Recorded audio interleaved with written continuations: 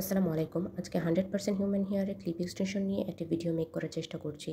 100% human হেয়ারে clip extension কি? এটা কেন ব্যবহার করবেন? কারা ব্যবহার করে? এবং এটা ব্যবহার করার সময় আপনারা কি ইউজ করতে পারবেন এবং কি ইউজ করতে পারবেন না?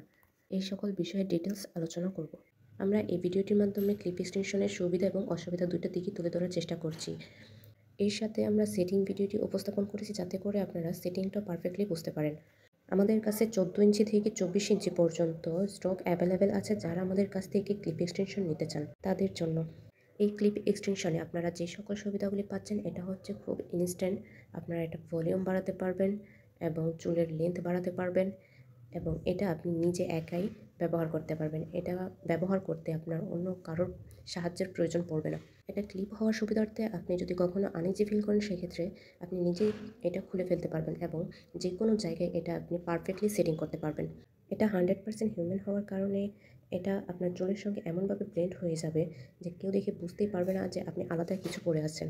এটা হিট প্রুফ এবং এই ক্লিপ এক্সটেনশনগুলি আপনার বিভিন্ন কালারে পেয়ে যাবেন। আমাদের কাছে এই মুহূর্তে ন্যাচারাল ব্ল্যাক কালারটাই স্টক অ্যাভেলেবেল আছে। আপনারা আমাদের কাছ থেকে এই এক্সটেনশনগুলি নিয়ে আপনাদের চুলের কালারের সঙ্গে ম্যাচিং করে কালার করে নিতে পারবেন অথবা হাইলাইটস কালারও করতে পারবেন।